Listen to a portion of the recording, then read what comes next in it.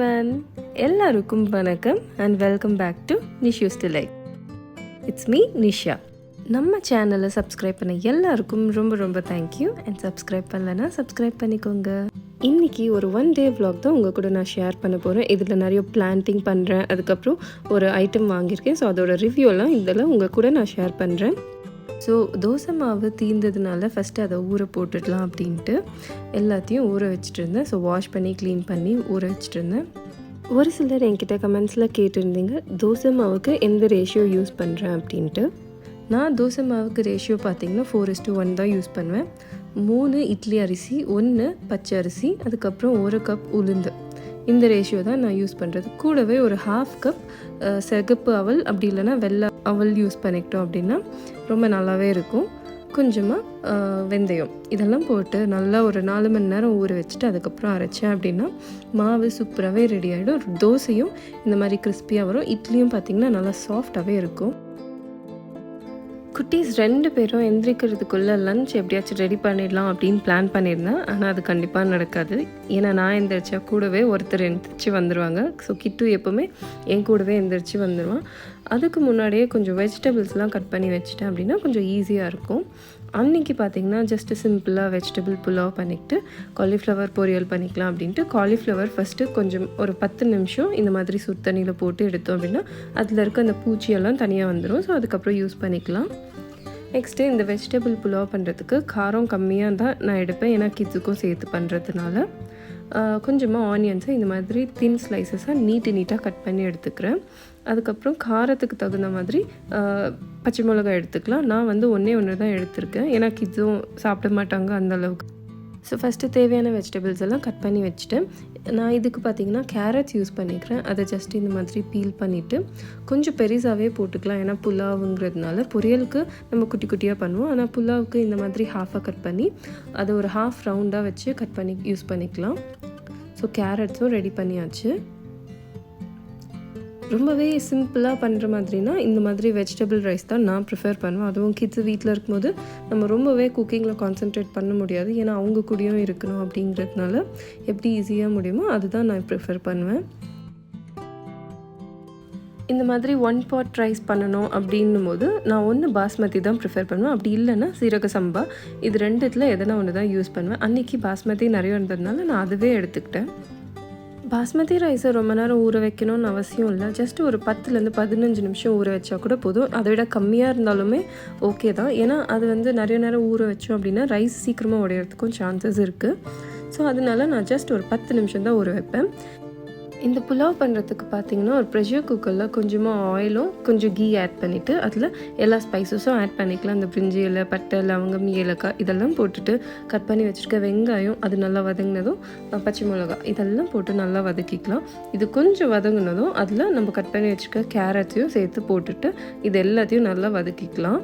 So இது ரொம்ப நேரமும் வதங்கணும்னு அவசியம் இல்லை, ஏன்னா நம்ம அதுக்கப்புறம் விசில் விடுறதுனால கொஞ்சம் நல்லா லைட்டாக வதங்கினாலே போதும். இதுக்கு கொஞ்சமாக இஞ்சி பூண்டு பேஸ்ட்டும் போட்டு அதையும் வதக்கிக்கலாம். எப்போவுமே கிட்ஸ் வீட்டில் இருக்காங்க அப்படின்னா இந்த மாதிரி 1 pot ரைஸ் ப்ரிஃபர் பண்ணிக்கிட்டோம் அப்படின்னா ரொம்பவே ஈஸியாக இருக்கும்.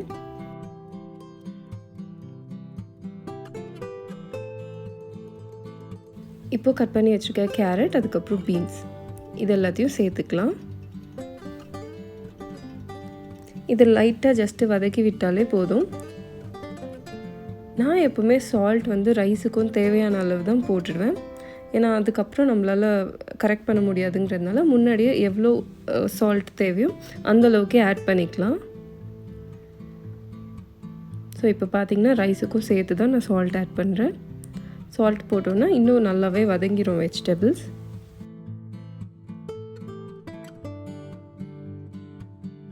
ஸோ இப்போ இது எல்லாத்தையும் மிக்ஸ் பண்ணதும் 1 கப் பாஸ்மதி ரைஸ்க்கு 1 கப் தண்ணி எடுத்துக்குவாங்க, அதுதான் ரேஷியோ. பட் நான் கொஞ்சம் 1/2 கப் எக்ஸ்ட்ரா ஊற்றிக்குவேன், ஏன்னா நல்லா அந்த தண்ணியை கொதிக்க விட்டதுக்கப்புறம் தான் ரைஸ் போடுவேன். ஸோ அதனால 1/2 கப் எக்ஸ்ட்ரா ஊற்றிக்கிட்டேன் அப்படின்னா ரைஸும் கொஞ்சம் சாஃப்டாக வரும். ஸோ எல்லாத்தையும் தண்ணி ஊற்றிட்டு ரைஸையும் போட்டு மூடி வச்சுட்டா புலாவ் ரெடி. நெக்ஸ்ட்டு பார்த்தீங்கன்னா, இந்த புலாவுக்கு சூப்பரான ஒரு காம்பினேஷன் காரமாக பொட்டேட்டோ ஃப்ரை. ஸோ இது பண்ணுறதுக்கு ஃபஸ்ட்டு பொட்டேட்டோஸை நல்லா வாஷ் பண்ணிவிட்டு பீல் பண்ணிவிட்டு இந்த மாதிரி கட் பண்ணி வச்சுக்கணும். கட் பண்ணி வச்ச பீசஸை கொஞ்சம் நேரம் நம்ம தண்ணியில் போட்டு எடுத்தோம் அப்படின்னா அதில் இருக்க ஸ்டார்ச்லாம் போயிட்டு நம்ம ஃப்ரை பண்ணும்போது ஒட்டாமல் வரும். ஸோ ரொம்பவே ஈஸியாக பண்ணலாம். வெஜிடபிள் புலாவ் கொஞ்சம் காரம் கம்மியாக பண்ணியிருந்தோம் இல்லையா, ஸோ அதுக்கு ஈக்குவலாக காம்பன்சேட் பண்ணுறதுக்கு இந்த பொட்டேட்டோ ஃப்ரையை நல்லா சில்லி பவுடர்லாம் போட்டு காரமாக பண்ணேன் அப்படின்னா ரெண்டுத்துக்குமே காம்பினேஷன் சூப்பராக இருக்கும். இது கூடவே கொஞ்சம் ரைத்தா வச்சிட்டோம் அப்படின்னா சிம்பிளான லஞ்ச் சூப்பராகவும் முடிஞ்சிடும். பொட்டேட்டோஸை ஒரு 10லேருந்து 15 நிமிஷம் நல்லாவே தண்ணியில் போட்டு ஊற வச்சுருந்து அதில் இருக்க ஸ்டார்ச் எல்லாம் போயிட்டு பொட்டேட்டோஸும் க்ளீனாக இருக்கும். இந்த டைமில் நம்ம ஒரு பேனில் போட்டு ஃப்ரை பண்ணோம் அப்படின்னா ரொம்பவே சூப்பராக வரும், ஒட்டவும் ஒட்டாது. கண்டிப்பாக நீங்களும் ட்ரை பண்ணி பார்த்துட்டு எப்படி வந்துச்சுன்னு எனக்கு கமெண்ட்ஸில் ஷேர் பண்ணுங்கள். இது எனக்கு தெரிஞ்ச ஒரு சிம்பிள் ட்ரிக், அதை நான் உங்கள் கூட ஷேர் பண்ணியிருக்கேன். ஸோ இந்த பொட்டேட்டோ ஃப்ரைக்கும் பார்த்திங்கன்னா நான் கொஞ்சமாக தான் ஆயில் ஆட் பண்ணிவிட்டு அது ஒரு 10 நிமிஷம் நல்லா மூடி விட்டேன்னா நல்லா வெந்துடும். அந்த டைமில் முன்னாடியே சால்ட்டும் ஆட் பண்ணிவிட்டு மூடி வச்சுக்கணும். ஸோ அந்த டைமில் நல்லா வெந்துடும். அதுக்கப்புறமா சில்லி பவுடர் போட்டு கொஞ்சம் நேரம் ஓப்பன்லேயே அப்படியே ஃப்ரை பண்ணி விட்டோம் அப்படின்னா சூப்பராக ஃப்ரை ஆகிடும். ஜஸ்ட் இந்த மாதிரி மிக்ஸ் பண்ணி விட்டுட்டு அப்படியே விட்டுருங்க. 10 நிமிஷத்தில் குயிக்காகவே ரெடி ஆகிடும். ஸோ இன்றைக்கி லன்ச் பார்த்திங்கன்னா சிம்பிள் மெனு தான், பட் ரொம்பவே பிடிச்ச மெனு. ஃபேமிலியில் எல்லாருக்கும் பிடிக்குங்கிறதுனால அதை ப்ரிஃபர் பண்ணேன். ஸோ ரீசெண்டாக பார்த்திங்கன்னா எனக்கு பிளான்ட்ஸை வளர்க்குறது ரொம்பவே பிடிச்சிருக்கு. ஃபஸ்ட்டெல்லாம் வாங்கும்போது எல்லாமே சீக்கிரம் போயிடும். ஸோ நிறைய எக்ஸ்பீரியன்ஸ்க்கு அப்புறம் தான் கொஞ்சம் ஐடியாஸ் கிடைக்குது. ஸோ கீழே எல்லாம் பாட்ஸும் நிறைய ஃபில் ஆகிடுச்சு. ஸோ மேலே கொஞ்சம் ஹேங்கிங் அந்த ரெயில்ஸில் ஹேங் பண்ணுற மாதிரி பிளான்ட் ஸ்டாண்ட் வாங்கலான்னு பிளான் பண்ணியிருந்தேன். இது பார்த்திங்கன்னா நான் அமேசானில் தான் வாங்கினேன். இந்த பால்கனியில் ரெயில்ஸ் மேலே நம்ம இதை செட் பண்ணி அப்படியே ஹேங் பண்ணி வச்சிட்டோம் அப்படின்னா அதில் நிறைய க்ரீப்பர்ஸ் வளர்க்கலாம். ஸோ ரொம்பவே லுக்கும் ரொம்ப சூப்பராக இருக்கும், ரொம்பவே அழகாக இருக்கும். நான் பார்த்திங்கன்னா இந்த 3 மெட்டல் ஹேங்கிங் பிளான்ட் ஸ்டாண்ட் தான் வாங்கியிருந்தேன்.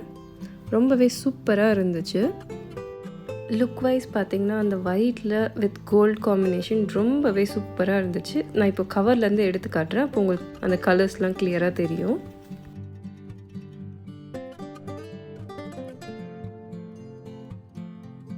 இப்போ பார்த்திங்கன்னா எல்லாத்தையும் நான் கவர்லேருந்து எடுத்தாச்சு. இப்போது கிளியர் வியூ கிடைக்கும்.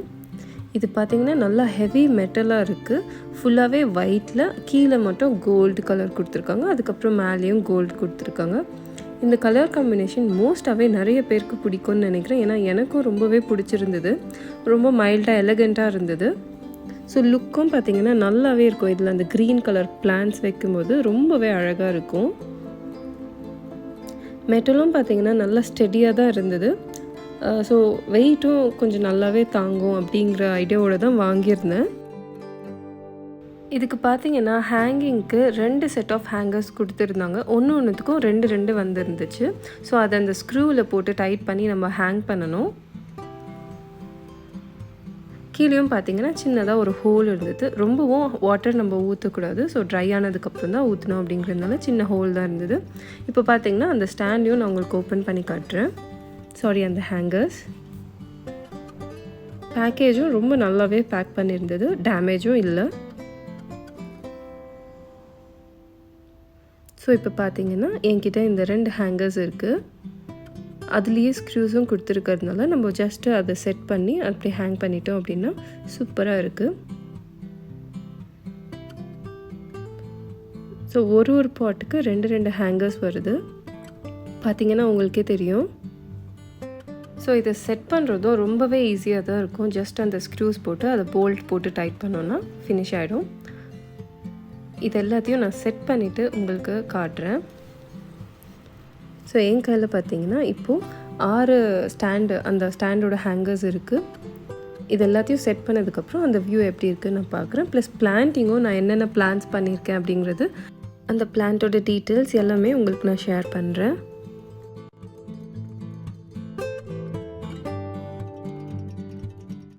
ரொம்ப யோசித்து வாங்கினேன். ஆனால் வாங்கினதுக்கப்புறம் ரொம்பவே பிடிச்சிது. அந்த மெட்டலோட ஸ்டடினஸ், அதுக்கப்புறம் அந்த லுக் எல்லாமே ரொம்ப சாட்டிஸ்ஃபைடாக இருந்தது. ஸோ தப்பாக சூஸ் பண்ணாமல் நல்ல ப்ராடக்ட் தான் வாங்கியிருக்கேன் அப்படின்னு தோணுச்சு. இப்போ இது எல்லாத்தையும் செட் பண்ணிவிட்டு அதோட ஃபைனல் லுக் எப்படி இருக்குன்றது நான் உங்களுக்கு காட்டுறேன். லஞ்ச் எல்லாம் முடிச்சுட்டு வர்றதுக்குள்ளே ஹஸ்பண்ட் அதை எல்லாத்தையும் செட் பண்ணி ரெடியாக வச்சுருந்தாரு. ஸோ நிதானமாக ஈவினிங்கில் தான் நான் பிளான்டிங் பண்ணுறதுக்கே ஸ்டார்ட் பண்ணியிருந்தேன். கிளைமேட்டும் ரொம்பவே சூப்பராக இருந்துச்சு, நல்லா வெயிலோட. ஸோ அந்த டைமில் பிளான்டிங் பண்ணுறதுக்கு கொஞ்சம் ஈஸியாக இருக்கும் அப்படிங்கிறதுனால அப்போ தான் ஸ்டார்ட் பண்ணியிருந்தேன். இப்போ இந்த ஹேங்கிங் பேஸ்கெட்டில் பார்த்திங்கன்னா நான் ஆல்ரெடி மண்ணோட சேர்த்து கொஞ்சமாக காம்போஸ்ட் எல்லாமே மிக்ஸ் பண்ணி வச்சுருக்கேன். ஸோ இந்த மாதிரி காம்போஸ்ட்டும் சேர்த்து மிக்ஸ் பண்ணும்போது அந்த பிளான்ட்டோட க்ரோத் ரொம்பவே நல்லாயிருக்கும். இதெல்லாம் ரொம்பவே ஃபஸ்ட்டு ட்ரையாக இருக்கிறதுனால நான் என்ன பண்ணிக்கிறேன், ஃபஸ்ட்டு தண்ணியெல்லாம் ஊற்றி நல்லா அதை கொஞ்சம் வெட் ஆக்கணும். அந்த சாயில் கொஞ்சம் வெட்டானதுக்கப்புறம் நம்மளுக்கு பிளான்டிங் பண்ணுறதுக்கு ரொம்பவே ஈஸியாக இருக்கும். ஆல்ரெடி நான் ப்ரொபகேட் பண்ணி வச்சுருக்க பிளான்ட்டுக்கும் ஃபஸ்ட்டு தண்ணி ஊற்றி நல்லா லூஸ் ஆக்கிக்கிறேன். இல்லைனா அது டைட்டாக இருக்கும்போது எல்லாமே கொஞ்சம் உடையிற சான்சஸ் இருக்குது. ஸோ ஃபஸ்ட்டு லூஸாக வச்சிட்டோம் அப்படின்னா ஈஸியாகவே பிளான் பண்ணிடலாம். தண்ணி ஊற்றிட்டு இந்த மாதிரி ஜஸ்ட் லைட்டாக மிக்ஸ் பண்ணி விட்டுருங்க. ஸோ அப்போ தான் இன்னமும் நல்லா சாயில் அது அந்த காம்போஸ்டோடலாம் மிக்ஸ் ஆகிட்டு நம்மளுக்கு பிளான்டிங் பண்ணுறதுக்கு ரொம்பவே ஈஸியாக இருக்கும்.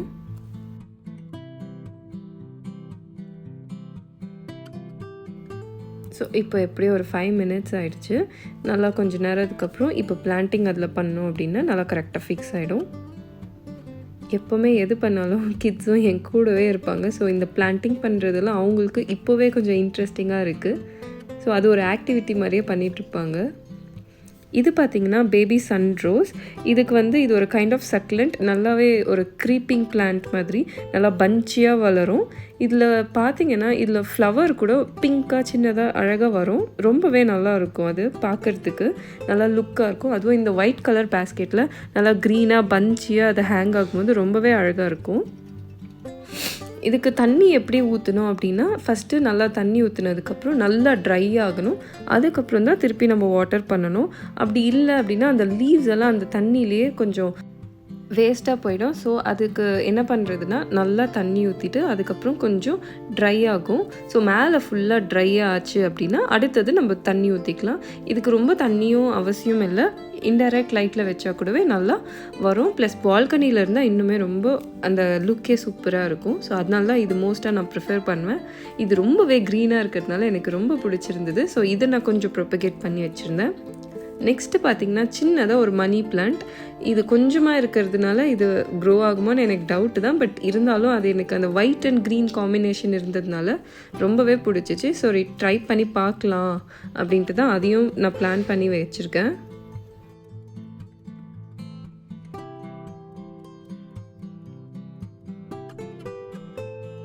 இதை நம்ம ஜஸ்ட்டு கட் பண்ணி வச்சாலே ரொம்பவே நல்லா வளரும். அந்த லீஃபுக்கு கீழே கொஞ்சமாக விட்டுட்டு நம்ம கட் பண்ணி இந்த மாதிரி அதை பிளான்ட் பண்ணி வச்சோம் அப்படின்னாலே சூப்பராகவே வளரும். ஆனால் கொஞ்சம் லேட் ஆகும், ஏன்னா குட்டி குட்டியாக அந்த லீவ்ஸ் இருக்கிறதுனால கொஞ்சம் கொஞ்சமாக தான் வரும். நெக்ஸ்ட் இது பார்த்திங்கன்னா இது இதுவும் ஒரு ஃப்ளவர் பிளான்ட் தான், க்ரீப்பிங் பிளான்ட் மாதிரி. இது என்ன சொல்லுவாங்க அப்படின்னா க்ரீப்பிங் ஜேட் பிளான்ட் அப்படின்னு சொல்லுவாங்க. இதோட லீவ்ஸ் எல்லாம் பார்த்திங்கன்னா நல்லா திக்காக இருக்கும். இந்த குட்டி குட்டி சக்லண்ட் பிளான்ட்ஸ் இருக்கும் இல்லையா, ஸோ அதோட லீவ்ஸ் மாதிரியே நல்லா திக்காக இருக்கும். இதோட ஸ்டெம்மையும் அதே மாதிரி தான் நம்ம கட் பண்ணி ப்ரொபகேட் பண்ணணும். கொஞ்சமாக அந்த லீஃபுக்கு கீழே கட் பண்ணிவிட்டு இந்த மாதிரி நம்ம பிளான் பண்ணோம் அப்படின்னா நல்லாவே வளரும். இதெல்லாம் பார்க்கவே ரொம்ப லுக்காக இருக்கும். ஸோ அதனால தான் இந்த மாதிரி பிளான்ட்ஸை நான் கொஞ்சம் கலெக்ட் பண்ணி வச்சுக்கிட்டேன்.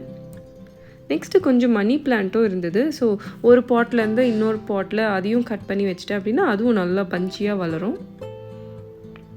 இன்டோரில் கூட வச்சு யூஸ் பண்ணுறதுக்கு ரொம்பவே அழகாக இருக்குன்றதுனால நிறைய மணி பிளான்ட்ஸும் நான் ப்ரொபகேட் பண்ணி வச்சுப்பேன். நெக்ஸ்ட்டு பார்த்திங்கன்னா என்னோடய ரொம்ப ஃபேவரட்டான பிளான்ட்டு. இதோட கலர் பார்த்திங்கன்னா அந்த க்ரீன் வயலட் ரெண்டுமே சேர்ந்த ஒரு காம்பினேஷனில் ரொம்பவே சூப்பராக இருக்கும்.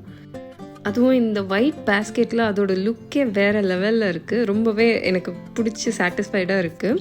இதுவும் பார்த்திங்கன்னா நல்லா க்ரீப்பிங் பிளான்ட், நல்லா க்ரீப் ஆகும். இன்டைரக்ட் சன்லைட்டில் கூட இது நல்லாவே சஸ்டெயின் ஆகும். ஸோ இதுதான் அதோட ஃபைனல் லுக். நான் பால்கனியில் தான் அந்த ரெயில்ஸ் மேலே வச்சுருக்கேன். ரொம்பவே சூப்பராக அழகாக இருக்குது. ஸோ ஃபைனலி வாங்கின எல்லா ஹேங்கிங் பேஸ்கெட்லேயும் அழகாக கலர்ஃபுல்லாக பிளான்ஸ் எல்லாம் வச்சு அழகாகவே ஃபினிஷ் பண்ணியாச்சு.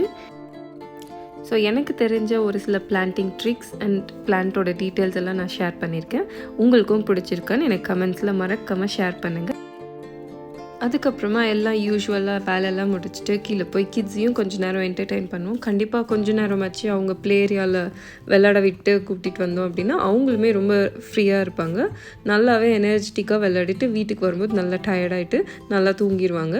ஸோ கண்டிப்பாக அதையும் நான் ஃபாலோ பண்ணுவேன்.